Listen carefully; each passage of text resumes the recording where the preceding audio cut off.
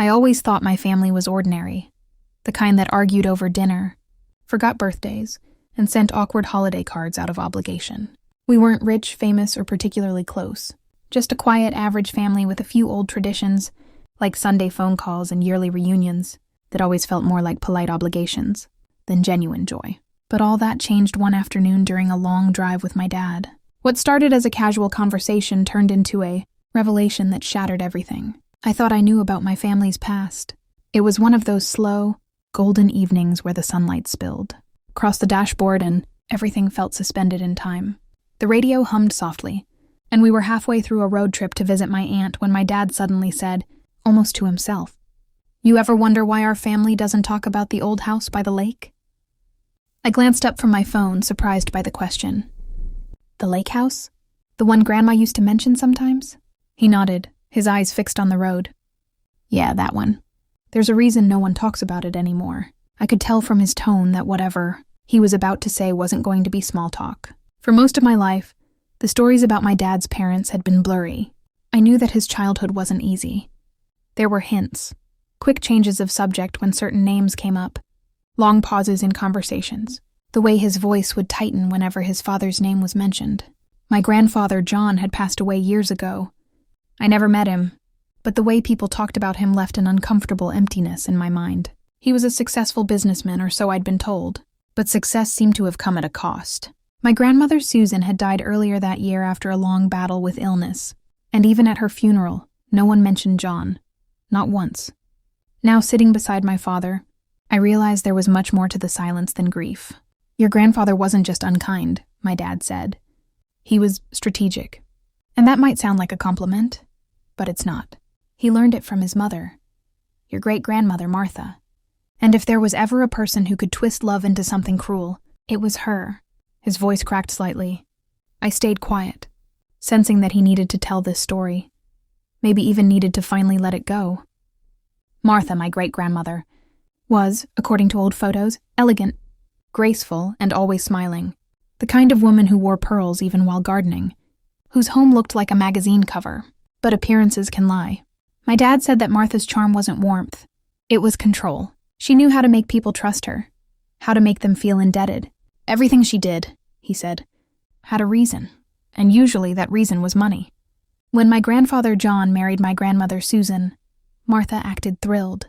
She welcomed Susan with open arms, made her feel part of the family, and even introduced her to the family's vacation property, the lake house.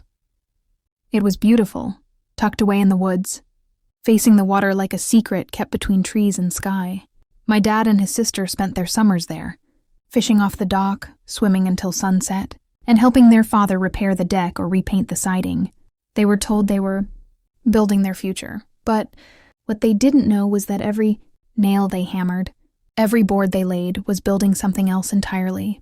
According to my dad, everything began to fall apart when John started helping a family friend, a woman named Loretta who had recently lost her husband. My great-grandmother Martha encouraged it. She told everyone that it was the right thing to do, that John was just being neighborly and compassionate. But it wasn't compassion. Not long after, Susan began to suspect that John's late-night work shifts weren't all about business. He had 2 jobs, one public, one private, and somehow, despite earning well, he never seemed to have enough money. The family bills fell behind, and whenever Susan asked about it, he would remind her who handled the finances. Eventually, the truth surfaced.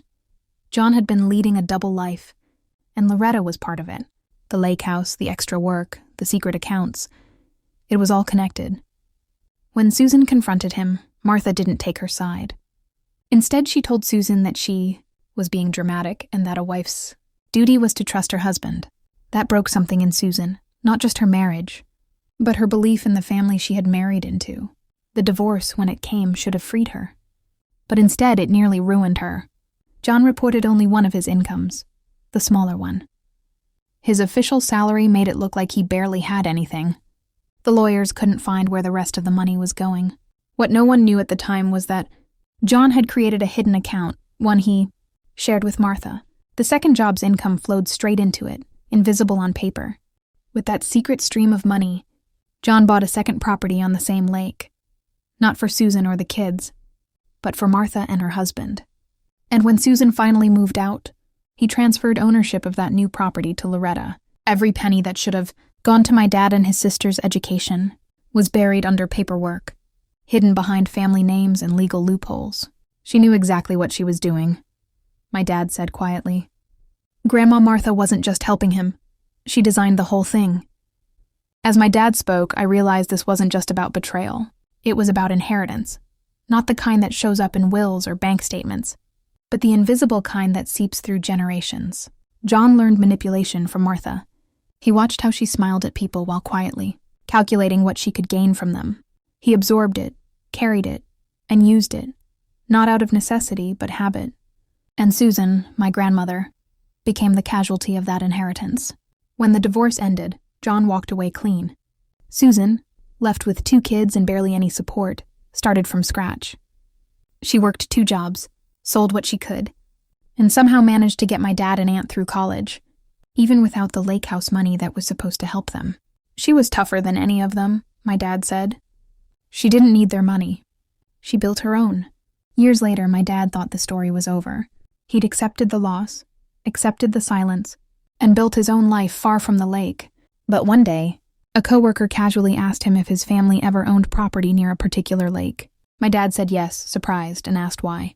The coworker showed him a website, one that listed property histories, showing all the past owners and title transfers. Out of curiosity, my dad looked up their old lake house, and that's when he saw it. 3 properties, all on the same lake, each connected somehow to the same web of names: John, Martha, and Loretta. The first lake house, the one my dad and aunt built with their own hands, was originally under John's name. Then came the second, purchased under Loretta's name, later transferred to Martha after the divorce. When Martha died, it was transferred back to John, and finally, a third lake house, under Loretta's name again. It was like watching a cycle repeat itself, my dad said. A loop of greed that kept turning long after everyone pretended to move on. As my dad finished telling the story, the car grew quiet. The road stretched endlessly ahead of us, but I couldn't stop thinking about that lake and the place that had once been a symbol of family and togetherness, now tainted by secrets and deceit. So what happened after? I asked finally. He smiled sadly. Nothing dramatic. Just time doing what it does best, revealing people's true nature. He told me that years after Martha passed away, John went to the lake to scatter her ashes. He expected a beautiful, peaceful moment, a final goodbye to the woman who had guided him through life. But when he poured her ashes into the water, something strange happened. They didn't float. They sank, immediately, silently, vanishing into the depths. John was unsettled by it. He even called Susan, his ex-wife, to describe what he'd seen. Her response was simple, almost poetic. Maybe, she told him, that was just the weight of her soul. And then she hung up. Hearing that, I didn't know whether to laugh, cry, or just sit in stunned silence. It was haunting, the idea that a person's legacy could be so heavy that even their ashes refused to rise. When we got home later that evening, I found myself standing by my bedroom window, looking at the fading sunlight. The world looked the same, but everything felt different. It struck me that families aren't just built on love or blood. They're built on choices. And sometimes the choices of one generation echo far louder than anyone expects. As my dad had said earlier, we don't choose where we come from, but we can choose where it ends. That night, I promised myself that our story, whatever it had been before, wouldn't end the same way. After that car ride, I couldn't stop thinking about the lake. Every time I tried to focus on work or scroll through my phone, my mind drifted back to the image of those ashes sinking into the water. It felt symbolic, like the lake had swallowed not only Martha's remains, but the entire weight of our family's history. I told myself to let it go. It wasn't my burden. The past was the past. But curiosity has a strange way of whispering louder each day, and soon I found myself wanting to see the lake with my own eyes. I didn't tell my dad right away. I wanted to understand first, maybe even protect him from reopening old wounds. I thought if I find nothing, it'll stay my secret. But deep down, I knew there was more to the story than he realized. So one weekend, I packed a small bag, printed out the directions to the lake, and set out alone. The road wound through forests that seemed older than time, their leaves whispering in a language I didn't know. When I finally reached the town, it looked like something out of a faded postcard. Quiet streets, creaky docks, and cottages tucked between pine trees. I parked near the water and stood there for a long while, staring at the smooth, glassy surface. The lake was breathtaking. It had a stillness that felt almost sacred, yet beneath it, I could sense something unsettled, like time had paused here but never healed. An older man walked past with a fishing pole over his shoulder and gave me a polite nod. "Haven't seen you around before. You visiting?" "Sort of," I said. "My family used to have a place here. A long time ago." He smiled faintly. "A lot of families did. Most sold them off years back when the taxes went up." "What was the last name?" "Walker," I said, using the name my dad's side had carried. The man's eyes flickered with recognition. "Walker, yeah, I remember that name. 2 houses over by the West Bank. Big place, then a smaller one built later. Been different owners since. You related to John Walker?" My chest tightened, but I nodded. He didn't say anything for a moment, just adjusted his fishing hat and muttered, "He was quite the character." Then he kept walking. I stood there, my heartbeat quickening. There it was again, that polite silence people use when they know more than they want to say. I spent the next hour walking along the edge of the lake until I found the old property line. The main house was still there, painted a different color, with a new dock extending into the water. Someone was clearly taking good care of it. A private property sign hung from a tree, but through the gaps in the fence I could see the shape of the house I'd only ever heard about in stories. Part of me felt guilty, but I couldn't resist walking farther, following a narrow dirt path that led toward the woods. The air grew cooler, and soon another smaller house came into view. Weathered, empty, its shutters hanging crooked. I knew instantly what I was looking at. Martha's house. The windows were dusty, and the porch steps creaked as I climbed them. I didn't go inside, I didn't need to. Just standing there felt heavy, like the walls were still holding their breath. A small for sale sign leaned against the porch railing, half buried in leaves. I took a picture of the contact number. That night, back home, I couldn't sleep.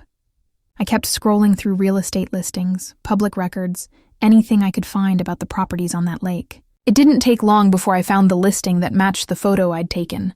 The description was short. 2-bedroom lakeside cottage. Built in 1958. Title changed hands multiple times within family estate. Below it was a document link. Property history. I clicked. There they were again, those names. John Walker, Martha Walker, Loretta Benson. The same cycle my dad had described, except there was one more name at the very bottom, listed as a temporary co-owner years after Martha's death. Susan Walker. I blinked. My grandmother? That didn't make sense. My dad had said she lost everything in the divorce. Why would her name appear years later? The next morning I called my dad. "Hey, quick question," I said, trying to sound casual. "Did Grandma ever get anything back from the lake properties?" He paused. "No, why?" "I just saw her name listed on one of them. For a short time." "That's impossible," he said flatly. "She never touched those places again." "Well, maybe it's a mistake," I offered, though the unease in my stomach told me otherwise. He sighed. "Send me whatever you found." I emailed him the document. A few hours later, he called back, his voice lower, heavier. I checked with my aunt. She remembers something odd. After Martha died, the lawyer handling the estate contacted Susan to verify some paperwork. Apparently, Martha had briefly added Susan's name to the title of the second lake house years before, but no one ever understood why. I frowned. "You think she was trying to make peace?" He let out a humorless laugh. "Martha, make peace? No. She never did anything without a reason." The line went quiet for a moment. Then he said, almost reluctantly, "I think she wanted to make it look like she'd been fair. Maybe she was trying to protect the property from being seized during some investigation. She used Susan's name as a decoy. That possibility made my skin crawl. I could almost see it. The careful manipulation, the forged kindness, the illusion of generosity." A few days later, I decided to dig deeper. I contacted the real estate agent listed on the sign, pretending to be a writer researching historical lake properties. She was polite and helpful, and she sent me copies of the original sale records. That's when I found something new, something no one had mentioned. Attached to the records was a scanned letter, dated 1976. The handwriting was elegant, the ink slightly faded.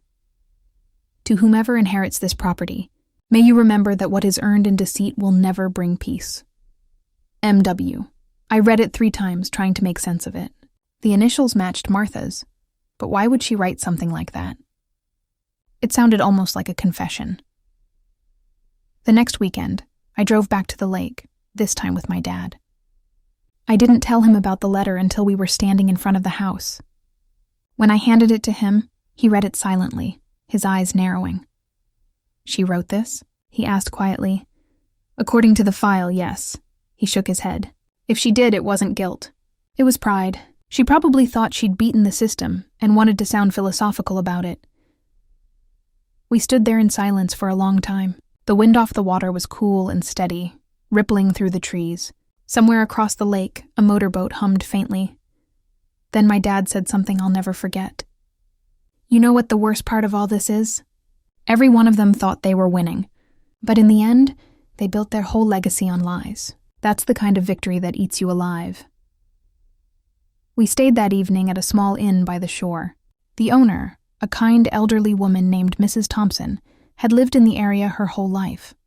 When she found out our last name, she looked surprised, but not judgmental. "I remember your grandmother," she said as she poured us tea. "Susan Walker, right? Lovely woman. Always came by herself after the divorce. She used to sit on the dock and read. Never caused a fuss. But your great-grandmother, well, she was formidable." "How do you mean?" I asked. "She had a way about her," Mrs. Thompson said thoughtfully. "People respected her, but they didn't trust her. She was always talking about legacy, about how money was power. I think she scared people a little." That night, I couldn't sleep again. The lake outside our window shimmered under the moonlight, calm and endless. I kept thinking about that letter, about the phrase "earned in deceit will never bring peace." Was that a warning or a confession? At some point near dawn, I got up, quietly left the inn, and walked to the water's edge. The surface was smooth as glass. I crouched down and trailed my fingers through it. It was icy cold, and for a brief second I imagined I could feel the pulse of everything that had ever happened here. The greed, the betrayal, the sorrow, all layered beneath the calm surface. I whispered softly, "You can keep your secrets. I just came to see them." The next morning, my dad and I decided to stop by the local records office before heading home. The clerk was friendly and talkative, the kind of person who loved a mystery as much as gossip. When we mentioned the Walker properties, she raised an eyebrow. "Oh, that family name rings a bell," she said, typing quickly. "There was some odd tax exemption filed years ago. Let me check something." She disappeared into the back room and returned with a thin folder. Inside was a copy of a will, Martha's will. Most of it was standard legal jargon, but near the end, a section stood out. "To my son, John, I leave the lakeside properties and all holdings associated with them. May he learn to use them wisely, lest he repeat my mistakes." That last phrase caught my attention. Lest he repeat my mistakes. I looked at my dad. "So she admitted she made mistakes." He gave a tired smile. "Maybe, but she still left him everything. That's not repentance. That's inheritance." He was right. The more I learned, the more it felt like Martha's entire life had been one long game of control, and even in death, she was still playing. On our drive back home, neither of us spoke much. The silence wasn't uncomfortable. It was heavy, filled with thoughts neither of us knew how to put into words. When we reached the highway, my dad finally said, "You know, I used to dream about burning that house down. When I was a kid, I thought it was cursed. But now I realize the house isn't the curse. It's the memory, the greed, the silence." I nodded, understanding completely. The lake had taken from everyone who'd tried to own it. Martha, John, even Susan in her own way. Maybe the only way to end that cycle was not to fight over what was left, but to leave it behind entirely. As the miles rolled by, I looked out the window and thought about what my dad had said earlier. We don't choose where we come from, but we can choose where it ends. Maybe the only justice left was to tell the story, to bring the truth to light so it wouldn't drown in the same still water that had hidden it for so long. And that's what I decided to do, not for revenge, not for pity, but for closure. Because sometimes the only way to cleanse a family's past is to let the truth finally breathe. When my dad first told me about our family's past, I thought that was the end of it. A dark chapter, painful but buried.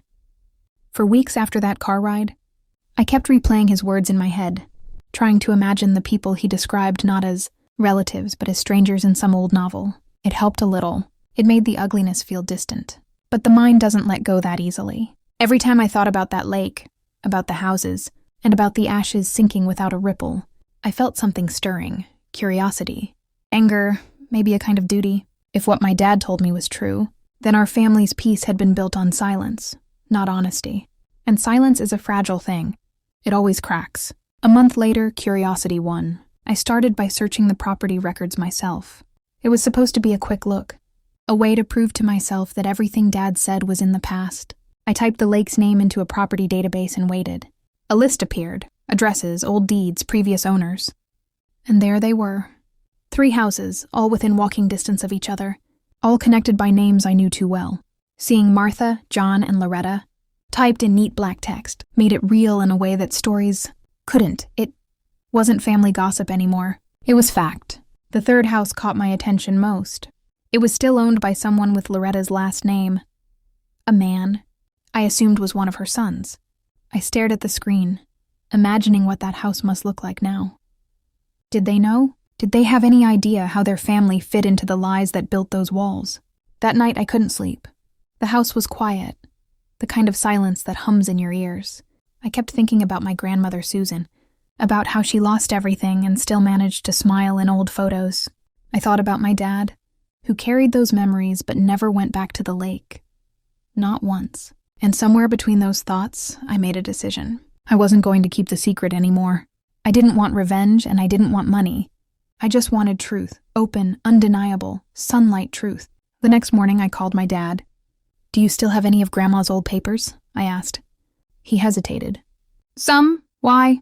"I want to see them." He sighed, a long, tired sound. "You're digging into something that doesn't need to be dug up, kid." "Maybe," I said. "But I think it's already there. I just want to know what's left." A few days later, he showed up at my apartment with a cardboard box. Inside were yellowed papers, faded letters, and brittle photographs, pieces of a life that had been rewritten too many times. We spread them out on my table. Among the papers were old tax forms, court filings, and a handwritten ledger in Martha's delicate script. The handwriting was neat, precise, and unnervingly cold. There were dates, initials, dollar amounts, and the same lake addresses that appeared on the property site. The pattern was unmistakable. Transfers, payments, and names of widows who, according to public records, had died not long after. I looked up at my dad. He wasn't surprised. "She kept records of everything," he said quietly. "She liked knowing she was smarter than everyone else." I ran my finger over the last line, written in darker ink. "Final transfer complete. House secure." "She wrote that after she helped John hide the money," he said. The weight of it settled in my chest.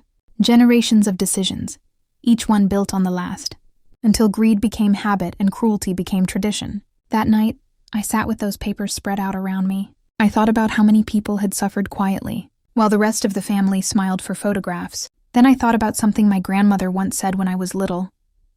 "The truth always comes home, even if it has to walk through fire." I decided that was exactly what I'd let it do. I scanned the documents, filed them carefully, and spent the next few weeks piecing everything together. Old newspaper archives, death records, property transfers, and local library notes filled in the blanks. It was a trail, one that stretched back farther than I expected. Martha's hustle, as Dad called it, had started long before John was grown.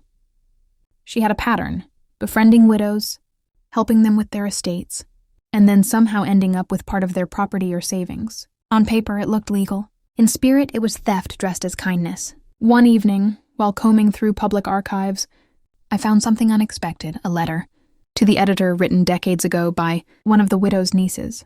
She mentioned her aunt's mysterious friendship, with a woman named Martha who offered to help with the will. The niece said the estate was contested after her aunt's death but never resolved because the paperwork was in perfect order. That was the kind of perfection Martha prided herself on. The deeper I went, the more obvious it became that she'd built an empire of quiet exploitation. And John, her son, learned to hide behind her intelligence, using her tricks for his own gain. By the time I had gathered enough evidence to fill a small folder, I realized something. I wasn't just researching anymore. I was documenting, preserving, making sure no one could bury it again. I drafted a detailed report, complete with references, scanned records and notes. I didn't know yet what I'd do with it, only that it needed to exist. For years, people had spoken in whispers. I wanted the truth to speak loudly. It was around that time that my aunt reached out to me. She'd heard from my dad that I was digging into old ghosts. Her voice was cautious but curious. "What are you planning to do with what you find?" she asked. "I'm not sure," I admitted, "but it feels wrong to let it stay hidden." There was a long silence. Then she said softly, "Your grandmother would have liked that." Her words hit me harder than I expected. I realized this wasn't just about exposing wrongdoing.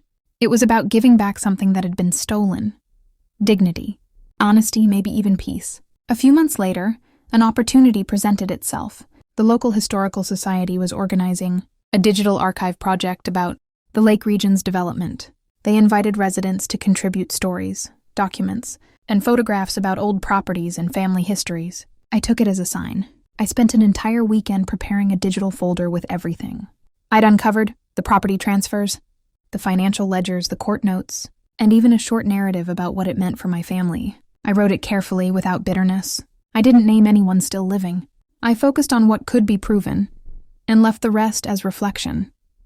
When I submitted it, I expected hesitation or rejection. Instead, the coordinator thanked me and said it would be reviewed for inclusion in the archive.